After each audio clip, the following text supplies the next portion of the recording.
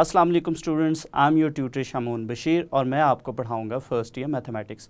तो स्टूडेंट्स, आज के लेक्चर में हम जनरल एंगल के बारे में सीखेंगे। इसके साथ साथ हम देखेंगे एंगल इन स्टैंडर्ड पोजीशन और लास्ट पे हम देखेंगे ट्रिग्नोमेट्रिक फंक्शन के बारे में। तो चलिए स्टूडेंट्स, हम चलते हैं वाइट बोर्ड की तरफ और आज का लेक्चर स्टार्ट करते हैं। तो स्टूडेंट्स, हम स्टार्ट करते हैं जनरल एंगल या को टर्मिनल एंगल। जनरल एंगल या को टर्मिनल एंगल क्या होते हैं, इसके लिए स्टूडेंट्स हम इसकी डेफिनेशन और इसको डायग्राम के थ्रू देखते हैं। तो स्टूडेंट्स, को टर्मिनल एंगल्स हमारे पास क्या होते हैं, तो हमारे पास इसकी जो डेफिनेशन है इसको अगर हम देखें, there can be many angles with the same initial and terminal side, these angles are called coterminal angles या जनरल एंगल्स। तो स्टूडेंट्स, हमारे पास जो एक एंगल बनता है, जब हम एक एंगल को ड्रॉ करते हैं तो उसके लिए हमारे पास दो रेज होती हैं। ये हमारे पास थीटा एंगल है। हमारे पास जो फर्स्ट रे है वो इनिशियल रे है, जहां से एंगल स्टार्ट होता है, इनिशियल रे। और जहां पे एंगल हमारे पास ख़त्म होता है वो हमारे पास टर्मिनल रे कहलाती है।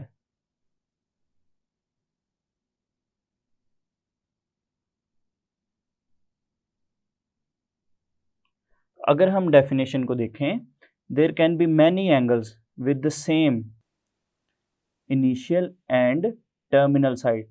तो जिन एंगल्स की इनिशियल और टर्मिनल साइड सेम होती है उनको हम को टर्मिनल एंगल्स बोलते हैं। तो स्टूडेंट्स, हमारे पास यहाँ पे एक एंगल है POQ और उस एंगल का नाम है हमारे पास थीटा। तो स्टूडेंट्स, ये हमारे पास थीटा एंगल है। इसकी जो हमारे पास इनिशियल रे है वो OP है और जो टर्मिनल रे है वो है OQ। तो स्टूडेंट्स, हमारे पास जो थीटा एंगल है इसको हम को टर्मिनल एंगल किस तरह से कहेंगे, या ये को टर्मिनल एंगल किस तरह से बनेगा। तो स्टूडेंट्स, हमने इनिशियल रे से स्टार्ट किया और इस टर्मिनल रे पे हमने एंड किया। तो अभी हमारे पास ये जो ग्रीन लाइन या जो रेड लाइन है उससे जो एंगल है वो सेम बन रहा है। अगर हम इस ग्रीन लाइन को या इस एंगल को फर्दर एक्सटेंड करते हैं और हम वापस इस पोजीशन पर आते हैं, तो हमारे पास जो अब एंगल है वो थीटा नहीं बल्कि एक कंप्लीट रेवोल्यूशन हमने थीटा में ऐड किया, या थीटा में हमने 360 डिग्री को फर्दर ऐड किया कि हमारे पास जो कंप्लीट रोटेशन थी वो हमारे पास है 360 डिग्री। सो हमारे पास जो रेड एंगल है, अगर हम उसकी टर्मिनल और इनिशियल रे देखें तो इनिशियल रे है हमारे पास OP और जो टर्मिनल रे है वो है हमारे पास OQ। और स्टूडेंट्स, अगर हम जो ग्रीन लाइन से हमने एंगल ड्रॉ किया है, अगर हम इस एंगल को देखें तो हमारे पास इसकी इनिशियल साइड OP है और जो टर्मिनल साइड है वो OQ है। तो इसका मतलब हुआ कि हमारे पास जो थीटा है, या थीटा को जब हमने फर्दर एक्सटेंड किया और उसमें एक कंप्लीट और रेवोल्यूशन हमने ऐड किया, तो हमारे पास दोनों एंगल्स की इनिशियल और टर्मिनल साइड जो है वो सेम थी। सो एक से ज़्यादा एंगल्स जिनकी इनिशियल और टर्मिनल रे जो है वो सेम होती हैं उनको हम को टर्मिनल एंगल्स बोलते हैं। तो स्टूडेंट्स, अगर हम इस डायग्राम में देखें तो इस डायग्राम में हमने यहाँ से स्टार्ट किया, OP जो हमारे पास इनिशियल रे है, और यहाँ से हमने मूव करना शुरू किया, फर्दर मूव किया, और यहाँ तक जब हम आए थे तो ये हमारा एक कंप्लीट रेवोल्यूशन बना, और जो कंप्लीट रेवोल्यूशन है वो है हमारे पास 2 पाई के इक्वल। तो स्टूडेंट्स, अगर हम यहाँ से फर्दर आगे मूव करें तो हमारा जो एंगल है वो और बड़ा होगा, और इसको हम एक्सटेंड करते जाएं तो हम वापस उसी टर्मिनल रे पे आ जाएंगे। इसका मतलब हुआ कि इसमें हमने 2 पाई जो है वो और ऐड कर दिया। सो हमारे पास जो थीटा एंगल था उसमें हमने 2 रेवोल्यूशंस ऐड किए और जो 2 रेवोल्यूशंस हैं वो हमारे पास बना था 4 पाई। तो स्टूडेंट्स हमारे पास ये जो नेक्स्ट एंगल है थीटा प्लस 4 पाई, इस एंगल की जो इनिशियल रे है वो OP ही है और जो फाइनल रे है वो OQ है। तो इसका मतलब हुआ कि इस एंगल की भी हमारे पास टर्मिनल और जो इनिशियल रे है वो सेम है। सो ये हमारे पास जो को टर्मिनल एंगल कहलाएगा। सो स्टूडेंट्स को टर्मिनल एंगल्स क्या हैं? 2 या 2 से ज़्यादा एंगल्स जिनकी इनिशियल और टर्मिनल रे जो है वो सेम हो, उनको हम को टर्मिनल एंगल्स बोलते हैं। तो स्टूडेंट्स फर्दर हम इसको देखते हैं इस डायग्राम में। जो हमने देखा कि अगर हमारे पास कोई थीटा एंगल है तो थीटा एंगल में हम 360 का कोई भी मल्टीपल ऐड करें या हम कोई भी रेवोल्यूशन उसमें ऐड करते हैं थीटा एंगल में, तो हमारे पास जो फाइनल और जो इनिशियल पोजीशन है उस पर कोई फ़र्क नहीं पड़ता। सो थीटा में हम 2 पाई का कोई भी मल्टीपल ऐड करें, उस मल्टीपल को फॉर एग्जांपल हम अगर के से रिप्रेजेंट करें तो थीटा में अगर हम 2 पाई या 360 डिग्रीज़ में अगर हम देखें तो 360 डिग्रीज़, और अगर हम इसको रेडियंस में देखें तो ये हमारे पास 2 पाई रेडियंस बनेगा। सो अगर हम इसको इस फॉर्म में लिखें थीटा प्लस 2 के पाई, तो स्टूडेंट्स ये जो है ये हमारा वापस इसको हम थीटा ही लिख सकते हैं क्योंकि हमारे पास इस एंगल की जो कि है थीटा प्लस 2 के पाई, इसकी इनिशियल और फाइनल रे सेम है जो कि हमारे थीटा की भी वही है। सो हमारे पास जो स्टूडेंट्स थीटा प्लस 2 के पाई है ये हमारे पास जनरल एंगल कहलाता है। सो इसको हम बोलते हैं जनरल एंगल।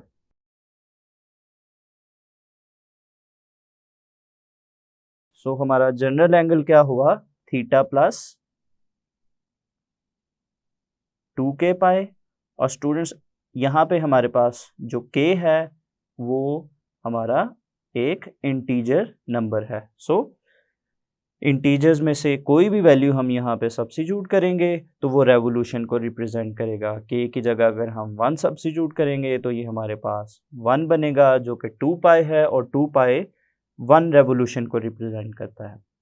स्टूडेंट्स k की जगह अगर हम 2 सब्स्टिट्यूट करेंगे तो ये हमारे पास 4 पाई बनेगा और जो 4 पाई है वो 2 रेवोल्यूशंस को रिप्रेजेंट करेगा। तो स्टूडेंट्स हमारे पास जो थीटा प्लस 2 के पाई है ये हमारा जनरल एंगल है और ये हमारा एक इम्पॉर्टेंट टॉपिक है जिसको हम क्वेश्चंस में भी यूज़ करेंगे। सो थीटा प्लस 2 के पाई हमारा को टर्मिनल एंगल या जनरल एंगल भी कहलाता है। यहाँ पे आखिर पे मैं मज़ीद आपको एक और इम्पॉर्टेंट बात बताता चलो स्टूडेंट्स। अगर हमारे पास यहाँ पे कोई थीटा एंगल है और यहाँ से हमारी जो रोटेशन है अगर क्लॉकवाइज डायरेक्शन में हो, चूँकि क्लॉकवाइज डायरेक्शन में जो एंगल है उसको हम नेगेटिव लेते हैं, तो यहाँ पे स्टूडेंट्स हम इस तरह से यहाँ से क्लॉकवाइज डायरेक्शन में अगर जाते हैं तो चूँकि हमारे पास एंगल जो था वो थीटा है तो इसको हम कुछ इस तरह से लिखेंगे थीटा माइनस 2 पाई।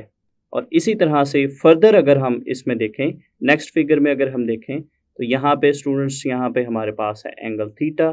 यहाँ से अगर हम फर्दर मूव करते हैं तो फर्दर मूव करके जब हम यहाँ तक आएंगे तो यहाँ पे हमारे पास एक रोटेशन कंप्लीट होगी और 1 रोटेशन के लिए हम इसको लिखते हैं थीटा माइनस 2 पाई रेडियन। और अगर हम यहाँ से फर्दर और मूव करते हैं क्लॉकवाइज डायरेक्शन में और अगर हम फर्दर इसी जगह पे आ जाएं वापस टर्मिनल साइड पे आकर अगर हम रुकते हैं तो ये हमारे पास चूँकि फर्दर हमने एक और क्लॉकवाइज डायरेक्शन में हमने रोटेशन की है तो ये फाइनली हमारे पास बनेगा थीटा माइनस 4 पाई। तो इसका मतलब है कि डायरेक्शन कुड बी क्लॉकवाइज और it could be anti clockwise. तो जैसा कि स्टूडेंट्स मैंने पहले भी आपको एक्सप्लेन किया कि हमारे पास जो जनरल एंगल है, जनरल एंगल हमारे पास बनता है थीटा प्लस 2 के पाई रेडियन और यहाँ पे जो k है k बिलोंग्स टू इंटीजर्स और इंटीजर्स में चूँकि स्टूडेंट्स पॉजिटिव नंबर्स भी इंक्लूडेड हैं, नेगेटिव नंबर्स भी इंक्लूडेड हैं और यहाँ से अगर हम k की जगह पे कोई नेगेटिव नंबर पुट करते हैं तो इसका मतलब है कि वो हमारी क्लॉकवाइज डायरेक्शन को रिप्रेजेंट करेगा। फॉर एग्जांपल अगर हम के की जगह -1 पुट करते हैं तो वो हमारे पास बनेगा थीटा -2 पाई, जो कि 1 कंप्लीट रोटेशन है इन क्लॉकवाइज डायरेक्शन। और इसी तरह से अगर हम के की जगह पे -2 सब्स्टिट्यूट करते हैं तो वो हमारे पास बनेगा थीटा -4 पाई रेडियंस। तो ये स्टूडेंट्स हमारे पास जनरल एंगल या को टर्मिनल का टॉपिक यहाँ पे कंप्लीट हो गया। तो चलिए स्टूडेंट्स नेक्स्ट हम स्टार्ट करते हैं angle in the standard position. So ये टॉपिक हमारे पास है an angle is said to be in standard position if its vertex lies at the origin of a rectangular coordinate system and its initial side along the positive x-axis. So students, ये मैंने आपके सामने rectangular coordinate system draw किया है और जिस point पे दोनों लाइंस आपस में इंटरसेक्ट कर रही हैं उस पॉइंट को हम ओरिजिन बोलते हैं। और एंगल की जो स्टैंडर्ड पोजीशन है उसके बारे में हमने सीखा कि ऐसा angle, the angle is said to be in standard position if its vertex lies at the origin. और किसी एंगल के वर्टेक्स क्या है, जिस पॉइंट से एंगल स्टार्ट होता है वो उस एंगल का वर्टेक्स पॉइंट कहलाता है। सो अगर किसी एंगल का जो वर्टेक्स है वो ओरिजिन पे है, मतलब वो ओरिजिन से स्टार्ट हो रहा है और उसकी जो इनिशियल साइड है जहाँ से एंगल स्टार्ट होता है, जो उसकी इनिशियल रे है वो पॉजिटिव एक्स एक्सिस पे हो। स्टूडेंट्स ये हमारे पास पॉजिटिव एक्स एक्सिस है, तो एंगल जो है स्टैंडर्ड पोजीशन में होगा अगर वो उसका जो वर्टेक्स है वो ओरिजिन पे हो, ये हमारे पास ओरिजिन है, और उसकी जो इनिशियल रे है या जो जिस पोजीशन से एंगल स्टार्ट हो रहा है वो पॉजिटिव एक्स एक्सिस से स्टार्ट होना चाहिए। तो स्टूडेंट्स अगर हम इन डायग्राम्स को देखें तो सबसे पहले हम इस ए डायग्राम को देखते हैं। तो इस डायग्राम में स्टूडेंट्स हमारा जो एंगल है, एंगल हमारे पास अल्फ़ा है और अल्फ़ा जो है वो फर्स्ट क्वाड्रेंट में लाई कर रहा है। तो स्टूडेंट्स इसकी जो इनिशियल रे है वो पॉजिटिव एक्स एक्सिस पे है और इसकी जो टर्मिनल रे है ये इसकी टर्मिनल रे है जिस पे एंगल एंड हो रहा है। तो ये जो टर्मिनल रे है वो फर्स्ट क्वाड्रेंट में है, सो हमारा अल्फ़ा एंगल जो है वो फर्स्ट क्वाड्रेंट में है। स्टूडेंट्स अगर हम सेकंड डायग्राम को देखें, इसको हम बी का नाम देते हैं, बी डायग्राम को देखें, यहाँ पे हमारे पास जो एंगल है वो बीटा है। बीटा एंगल की अगर हम इनिशियल रे देखें वो पॉजिटिव एक्स एक्सिस पे है, जो कि हमारी फर्स्ट कंडीशन है कि जो एंगल है उसकी जो इनिशियल रे है वो पॉजिटिव एक्स एक्सिस पे होनी चाहिए। और स्टूडेंट्स ये इसकी टर्मिनल रे है और इसकी जो टर्मिनल रे है वो सेकंड क्वाड्रेंट में है। सो हमारा जो एंगल बीटा है वो सेकंड क्वाड्रेंट में लाई कर रहा है। नेक्स्ट स्टूडेंट्स अगर हम सी डायग्राम को देखें तो जो सी डायग्राम है हमारे पास, उसमें हमारे पास जो एंगल की इनिशियल साइड है वो हमारे पास पॉजिटिव एक्स एक्सिस है और एंगल का जो हमारे पास नाम है वो है गैमा, और इसकी जो टर्मिनल रे है इस एंगल की स्टूडेंट्स वो है थर्ड क्वाड्रेंट में। सो एक इम्पॉर्टेंट चीज़ यहाँ पे जो हम याद रखेंगे, जो एंगल है उसकी टर्मिनल साइड जिस क्वाड्रेंट में लाई करेगी एंगल उसी क्वाड्रेंट में लाई करेगा। सो यहाँ पे जो टर्मिनल साइड है वो थर्ड क्वाड्रेंट में है, सो हमारा जो एंगल है वो थर्ड क्वाड्रेंट में लाई कर रहा है। स्टूडेंट्स लास्ट डायग्राम जो है वो हमारे पास जो डी डायग्राम है, अगर हम इसको देखें तो हमारा जो एंगल है जहाँ से स्टार्ट हो रहा है, हमारी जो इनिशियल रे है वो पॉजिटिव एक्स एक्सिस है, और अगर हम टर्मिनल रे को देखें तो हमारी जो टर्मिनल रे है वो है फोर्थ क्वाड्रेंट में। तो ये स्टूडेंट्स हमारे पास एंगल बन रहा है और इस एंगल को हमने थीटा से रिप्रेजेंट किया है। इस एंगल की जो टर्मिनल साइड है वो फोर्थ क्वाड्रेंट में है। सो ये जो हमारा एंगल है थीटा, ये फोर्थ क्वाड्रेंट में लाई करेगा। तो एंगल की स्टैंडर्ड पोजीशन में जो दो इम्पॉर्टेंट चीज़ें हैं कि हमारा जो वर्टेक्स है वो ओरिजिन होना चाहिए, मतलब जहाँ से एंगल स्टार्ट हो रहा है वो आपका ओरिजिन पॉइंट होगा, और जो एंगल की इनिशियल रे है वो हमारी पॉजिटिव एक्स एक्सिस होगी, और जो टर्मिनल रे है वो फर्स्ट क्वाड्रेंट में भी लाई कर सकती है, सेकंड में भी, थर्ड में भी और फोर्थ में भी। तो नेक्स्ट स्टूडेंट्स हम देखते हैं कि हमारे पास जो क्वाड्रेंटल एंगल्स हैं वो क्या होते हैं। तो हमारा जो नेक्स्ट टॉपिक है वो है क्वाड्रेंटल एंगल्स। Quadrantal angles. तो स्टूडेंट्स क्वाड्रेंटल एंगल्स को समझने के लिए हम डायग्राम ड्रॉ करेंगे। स्टूडेंट्स, इसमें हमारे पास अगर हम डेफिनेशन को देखें, if the terminal side of an angle falls on X axis or Y axis, it is called a quadrantal angle.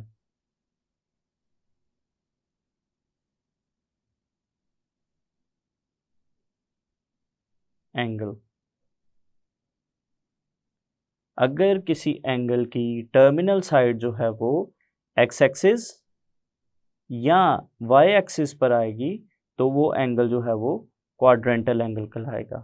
तो स्टूडेंट्स, अगर हम फर्स्ट एंगल को देखें तो ये हमारे पास 90 डिग्री है, इसकी जो इनिशियल रे है वो एक्स एक्सिस पे है, और जो इसकी टर्मिनल रे है वो वाई एक्सिस पे है। सो जो 90 डिग्री है हमारे पास वो एक क्वाड्रेंटल एंगल है। नेक्स्ट स्टूडेंट्स, फिगर में हमारे पास जो इनिशियल रे है एंगल की वो है एक्स एक्सिस, और जो टर्मिनल रे है वो है नेगेटिव एक्स एक्सिस। सो दोनों हमारी जो रेज हैं वो एक्स एक्सिस पर हैं, और जो एंगल है हमारे पास वो है 180 डिग्री। सो हमारे पास जो 180 डिग्री है ये भी हमारे पास क्वाड्रेंटल एंगल है। नेक्स्ट स्टूडेंट्स, हमारे पास जो 270 है ये हमारे पास इसकी इनिशियल साइड है, और ये इसकी टर्मिनल साइड है। तो स्टूडेंट्स, ये एंगल भी हमारे पास क्वाड्रेंटल एंगल है, क्योंकि इसकी जो इनिशियल और टर्मिनल रे है वो दोनों क्वाड्रेंट्स के ऊपर हैं। सो जो 270 डिग्री है वो हमारा क्वाड्रेंटल एंगल है। स्टूडेंट, नेक्स्ट जो है वो हमारे पास है 360 डिग्री। 360 डिग्री की जो इनिशियल साइड है रे है वो एक्स एक्सिस, और अगर हम इसकी फाइनल रे या टर्मिनल रे देखें तो वो भी हमारे पास एक्स एक्सिस है। सो 360 डिग्री भी हमारा क्वाड्रेंटल एंगल है। सो हमारे पास जो 90 डिग्री है, 180 डिग्री, 270 डिग्री और 360 डिग्री जो है ये क्वाड्रेंटल एंगल कहलाते हैं। हमारा टॉपिक है ट्रिग्नोमेट्रिक फंक्शंस, और ट्रिग्नोमेट्रिक फंक्शंस को समझने के लिए सबसे पहले स्टूडेंट्स हम एक राइट एंगल ट्राइंगल ड्रॉ करेंगे। तो ये स्टूडेंट्स हमने एक राइट एंगल ट्राइंगल ड्रॉ की है। Consider a right triangle A B C with right angle at C vertex, और हमारे पास जो साइड्स हैं and sides A small B and small C as shown in the figure. Students, A B C हमारे पास एक right triangle है, हमारे पास जो सी वर्टेक्स है उस पे 90 का एंगल है, और जो ए वर्टेक्स है उस पे जो एंगल है उसको हमने थीटा कंसिडर किया है। तो स्टूडेंट्स, कैपिटल ए जो वर्टेक्स है उसके जो ऑपोजिट साइड है, उसके बिल्कुल जो सामने वाली साइड है उसका नाम हमने स्मॉल ए रखा है। जो बी वर्टेक्स है उसके ऑपोजिट जो साइड है उसका नाम है स्मॉल बी, और जो हमारे पास ये सी वर्टेक्स है, सी वर्टेक्स के ऑपोजिट साइड जो है वो उसका नाम है स्मॉल सी। तो स्टूडेंट्स, आइए हम इन साइड्स के नाम देखते हैं कि जो हमारे पास ए साइड है और बी साइड है और जो सी साइड है इनके क्या नाम हैं। तो स्टूडेंट्स, हमारे पास जो राइट ट्राइंगल है उसकी 3 साइड्स हैं। जो हमारे पास पहली साइड है वो ए बी साइड, और स्टूडेंट्स जो the side A B opposite to 90 degree is called hypotenuse. Students, ये हमारे पास 90 डिग्री एंगल है, और 90 डिग्री के जो ऑपोजिट साइड है जिसका नाम स्मॉल सी है, और इस साइड का जो अगर वर्टिसेस को देखें तो इसका नाम है ए बी। तो हमारे पास जो ए बी साइड है जो कि ऑपोजिट टू 90 डिग्री है, इस साइड को हम हाइपोटेन्यूज बोलते हैं और शॉर्ट फॉर्म में हम इसको एच वाई पी या हाइपोटेन्यूज बोलेंगे। स्टूडेंट जो हमारे पास द साइड बी सी, ये जो बी सी साइड है जो कि हमारे पास ये थीटा एंगल के बिल्कुल ऑपोजिट साइड है।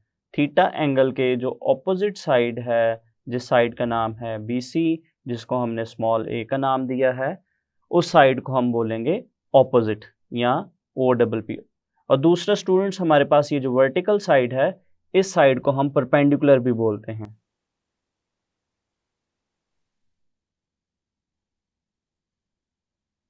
तो स्टूडेंट्स हम परपेंडिकुलर भी यूज़ कर सकते हैं नाम, और हम इस साइड का नाम ऑपोजिट भी लिख सकते हैं। तो नेक्स्ट जो है, तो स्टूडेंट्स हमारे पास जो थर्ड साइड है, the side A C related to angle theta. Angle theta के बिल्कुल साथ हमारे जो पास साइड है ए सी, जिसको हमने स्मॉल बी का नाम दिया है, इस कॉल्ड दी एडजेसेंट। इसको हम एडजेसेंट बोलते हैं, ए डी जी से हम इसको रिप्रेजेंट करेंगे। और स्टूडेंट्स हमारे पास जो बी साइड है या जो ए सी साइड है, उसको हम बेस भी बोलते हैं। तो इसको हम एडजेसेंट भी बोलते हैं और इसको हम बेस भी बोल सकते हैं। तो स्टूडेंट्स हमारे पास यहाँ पे जो राइट ट्राइंगल है उसमें 3 साइड्स हैं, स्मॉल ए, बी और सी साइड। तो स्टूडेंट्स हमारे पास इन तीनों साइड्स की अगर हम रेशोज़ देखें कि इन 3 साइड्स की हम क्या-क्या रेशोज़ लिख सकते हैं इन ट्राइंगल की जो साइड्स की लेंथ्स हैं, तो स्टूडेंट्स हमारे पास जो साइड्स की 6 रेशोज़ बनेंगी हमारे पास, वो रेशोज़ हमारे पास बनेंगी A/C। स्टूडेंट्स हम साइड ए और साइड सी को डिवाइड कर सकते हैं। दूसरा हमारे पास बी साइड है, हम बी साइड को सी साइड से डिवाइड कर सकते हैं, बी और सी को डिवाइड कर सकते हैं। स्टूडेंट्स नेक्स्ट जो है, हमारे पास जो ए और बी साइड्स हैं, हम इन साइड्स की रेशो भी फाइंड आउट कर सकते हैं। तो इसके अलावा स्टूडेंट्स अगर हम देखें तो हम सी और ए साइड की भी रेशो फाइंड आउट कर सकते हैं, या हम स्टूडेंट्स सी और बी रेशो भी फाइंड आउट कर सकते हैं, और लास्ट पे स्टूडेंट्स हम बी और ए साइड की रेशो भी फाइंड आउट कर सकते हैं। तो स्टूडेंट्स ये हमारे पास राइट एंगल ट्राइंगल की जो 3 साइड्स हैं, उन 3 साइड्स की ये हमारे पास 6 रेशोज़ बनती हैं। तो स्टूडेंट्स अगर हम देखें, इसमें एक जो इम्पॉर्टेंट चीज़ है कि हमारे पास ये जो 6 रेशोज़ बनी हैं, वो सिर्फ थीटा एंगल पे डिपेंड करती हैं। अगर हमारे पास थीटा चेंज होगा तो तभी ये रेशोज़ भी चेंज होगी। तो स्टूडेंट्स अगर हम राइट एंगल ट्राइंगल का साइज़ चेंज करते हैं, अगर हम ट्राइंगल के साइज़ को बड़ा करते हैं या छोटा करते हैं, तो साइज़ पे ये जो हमारी रेशोज़ हैं डिपेंड नहीं करती। हमारी जो रेशोज़ हैं वो थीटा एंगल पर डिपेंड करती हैं। अगर हम थीटा को चेंज करेंगे तो उसके अकॉर्डिंग ही हमारी ये जो रेशोज़ हैं वो चेंज होंगी। तो स्टूडेंट्स इसी वजह से, चूँकि ये रेशोज़ जो हैं वो थीटा एंगल पे डिपेंड करती हैं, तो इन रेशोज़ को हम trigonometric ratios of angle theta बोलते हैं। सो ये रेशोज़ जो हैं ये हमारे पास कहलाएंगी ट्रिग्नोमेट्रिक फंक्शंस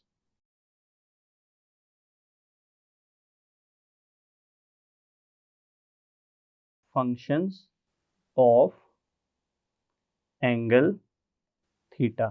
सो चूँकि हमारी रेशोज़ एंगल थीटा पर डिपेंड करती हैं, इसीलिए हम इनको बोलते हैं trigonometric functions of angle theta. Students next हम देखते हैं कि इन रेशोज़ को हम किस तरह से डिफ़ाइन करेंगे। तो स्टूडेंट्स हमारे पास जो सबसे पहली रेशो है A/C हमारे पास जो रेशो है, इसको हमने डिफ़ाइन किया हुआ है साइन थीटा के फॉर्म में, साइन थीटा, और इसको शॉर्ट फॉर्म में स्टूडेंट्स हम लिखते हैं साइन थीटा SIN। थीटा, और ये साइड है हमारे पास ए ओवर सी। और चूंकि स्टूडेंट्स हमारे पास जो ए साइड था उसका नाम था ऑपोजिट, और हमारे पास जो सी साइड है उसका नाम था हमारे पास हाइपोटेन्यूस। और स्टूडेंट्स दूसरा नाम जो मैंने आपको जो ऑपोजिट साइड था, अगर हम डायग्राम में देखें तो हमारे पास ये जो ऑपोजिट साइड थी थीटा एंगल के, इसका नाम एक तो हमने ऑपोजिट रखा था, दूसरा हम इसको परपेंडिकुलर भी बोल सकते हैं। तो स्टूडेंट्स हमारे पास ये जो फॉर्मूला है इसको हम कुछ इस तरह से भी लिख सकते हैं, परपेंडिकुलर ओवर हाइपोटेन्यूस। और स्टूडेंट्स फर्दर भी हम अपनी आसानी के लिए हमारे पास ये जो साइन रेशो है, साइन रेशो को हम शॉर्ट फॉर्म में इस तरह भी लिख सकते हैं, sine theta is equal to P over H. मतलब साइन थीटा जो है वो हमारे पास होता है परपेंडिकुलर ओवर हाइपोटेन्यूस के इक्वल। तो स्टूडेंट्स नेक्स्ट जो रेशो है हमारे पास वो है बी ओवर सी, और जो बी ओवर सी रेशो है उसको हमने डिफाइन किया हुआ है कोसाइन की फॉर्म में। सो हमारे पास जो बी ओवर सी रेशो है उसको हम लिखेंगे कोसाइन थीटा, कोसाइन थीटा। और इसको स्टूडेंट्स हम शॉर्ट फॉर्म में लिख सकते हैं कॉस थीटा। और इसका जो हमारे पास रेशियोज है, जो साइड्स के नाम थे वो था small B over small C. और स्टूडेंट्स हमारे पास जो बी साइड था वो अगर हम डायग्राम में देखें तो उस साइड का नाम था हमारे पास एडजेसेंट, और डिनोमिनेटर में हमारे पास जो सी साइड है वो है हाइपोटेन्यूस। और स्टूडेंट्स अगर हम देखें कि जो एडजेसेंट साइड है, ये जो हमारे पास एंगल के जो बिल्कुल साथ वाली साइड है उसको हम एक तो एडजेसेंट बोलेंगे और दूसरा उसको हम बेस भी लिख सकते हैं। सो हमारे पास जो कोसाइन थीटा है उसका जो फॉर्मूला है एडजेसेंट ओवर हाइपोटेन्यूस, उसको हम बेस ओवर हाइपोटेन्यूस की फॉर्म में भी लिख सकते हैं। और फर्दर स्टूडेंट्स हम जो कॉस थीटा है उसको शॉर्ट फॉर्म में बी ओवर एच भी लिख सकते हैं। Cos theta is equal to base over hypotenuse. Next students हमारे पास जो थर्ड रेशो है हमारे पास ए ओवर बी। तो जो ए ओवर बी साइड है, ए और बी साइड की जो रेशो है उसको हमने डिफाइन किया हुआ है टेंजेंट की फॉर्म में। इसको हम लिखेंगे टेंजेंट थीटा, टेंजेंट थीटा, या इसको स्टूडेंट्स हम शॉर्ट फॉर्म में लिख सकते हैं टैन थीटा, TAN और साथ में थीटा। और इसमें जो हमारी साइड्स थी उसका नाम था A और डिनोमिनेटर में B। और स्टूडेंट्स हमारे पास जो A साइड है, A साइड का नाम था हमारे पास ऑपोजिट, और जो डिनोमिनेटर में हमारे पास B साइड है वो है एडजेसेंट।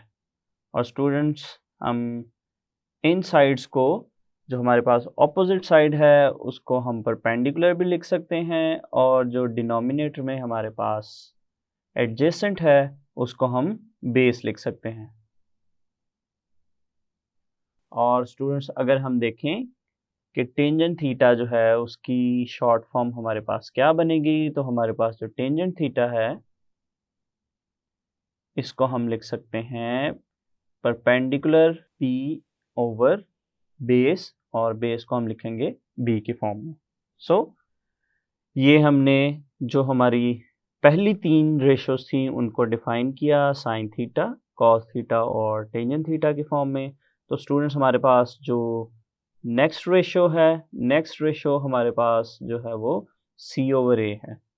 तो स्टूडेंट्स अगर हम इस फर्स्ट रेशो को देखें तो ये जो फर्स्ट रेशो है हमारे पास वो है A ओवर C, और अगर हम जो हमारे पास ये जो फोर्थ रेशो लिखी है ये है C/A। तो ये जो हमारे पास C/A है, C/A हमारे पास जो फर्स्ट रेशो है उसी का रेसिप्रोकल है। तो हमारे पास जो C/A साइड है, C/A साइड को हमने डिफाइन किया हुआ है कोसेकेंट थीटा। और स्टूडेंट्स जो कोसेकेंट है उसको हम शॉर्ट फॉर्म में CSC या COSEC, ये दोनों में से हम कोई भी यूज़ कर सकते हैं। कोसेकेंट थीटा, यहाँ पे भी हम थीटा लगाएंगे। तो ये स्टूडेंट्स हमारे पास था C/A के equal, C side over A side, और ये हमारे पास इसका जो फॉर्मूला था स्टूडेंट्स वो था हाइपोटेन्यूज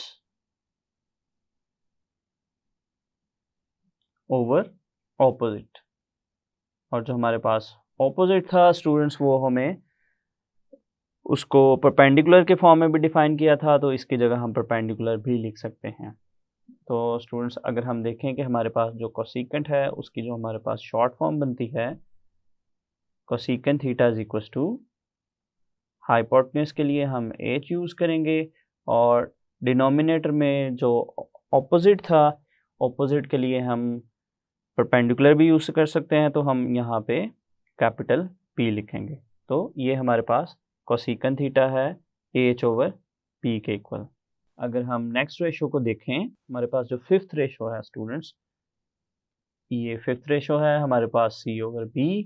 और अगर हम सेकंड रेशो को देखें, सेकंड रेशो है हमारे पास B/C।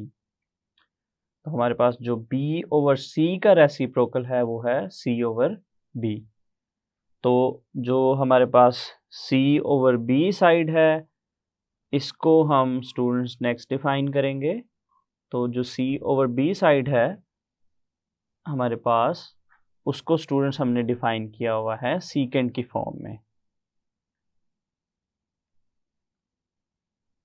Secant theta. तो स्टूडेंट शॉर्ट फॉर्म में हम इसको SEC भी लिख सकते हैं, सीकेंट थीटा। और जो सीकेंट थीटा है हमारा वो है C/B के इक्वल। और अगर हम देखें कि हमारे पास ये जो C और B साइड्स हैं इनके नाम क्या हैं, तो हमारे पास जो C साइड है वो है हमारे पास हाइपोटेन्यूज, और जो हमारे पास B साइड है वो है हमारे पास एडजेसेंट। और एडजेसेंट को स्टूडेंट्स हम बेस भी बोलते हैं। तो अगर हम देखें कि जो हमारे पास सीकेंट थीटा है इसको अगर हम शॉर्ट फॉर्म में लिखना चाहें, तो जो हमारे पास सीकेंट थीटा है, सीकेंट थीटा को हम लिख सकते हैं h/, और जो हमारे पास एडजेसेंट था चूंकि वो बेस है तो उसकी जगह हम b भी लिख सकते हैं, capital B। So secant theta is equal to h/b। तो चलिए स्टूडेंट्स हम लास्ट रेशो को देखते हैं। अगर हम लास्ट रेशो को देखें तो लास्ट रेशो है हमारे पास B/A। तो अगर हम देखें जो हमारे पास B/A है वो हमारी जो थर्ड रेशो है A/B, A/B का हमारे पास ये रेसिप्रोकल है। सो जो लास्ट रेशो है उसको हम डिफाइन करेंगे कोटेंजेंट की फॉर्म में, cotangent theta, cotangent theta. So short form में इसको हम लिख सकते हैं स्टूडेंट कॉट थीटा, और इसका जो फॉर्मूला हमारे पास बनेगा वो B/A है। तो जो B साइड है हमारे पास, B साइड का नाम है एडजेसेंट, और एडजेसेंट को हमने एक और नाम भी दिया, वो हमारे पास था बेस। और नीचे है हमारे पास ऑपोजिट, और ऑपोजिट साइड को हमने स्टूडेंट्स नाम दिया था परपेंडिकुलर का। तो अगर हम कोटेंजेंट के लिए शॉर्ट फॉर्म लिखना चाहें तो जो कोटेंजेंट थीटा है, कोटेंजेंट थीटा की हमारे पास जो शॉर्ट फॉर्म है वो बनेगी B/P, बेस ओवर परपेंडिकुलर। तो स्टूडेंट्स अगर हम देखें हमने जो 6 ट्रिग्नोमेट्रिक रेशोज को डिफाइन किया है, तो सबसे पहली जो हमारे पास रेशो बनी थी वो थी साइन थीटा, और उसके लिए जो हम शॉर्ट फॉर्म में जो फॉर्मूला लिखा था वो था P/H। तो ये इन फार्मूलाज को स्टूडेंट्स हम याद भी रखेंगे, एक्सरसाइज में हम इनको यूज़ करेंगे। Sine theta is equal to P/H। Next हमारे पास फॉर्मूला था कॉस थीटा, और कॉस थीटा को हमने डिफाइन किया है B/H।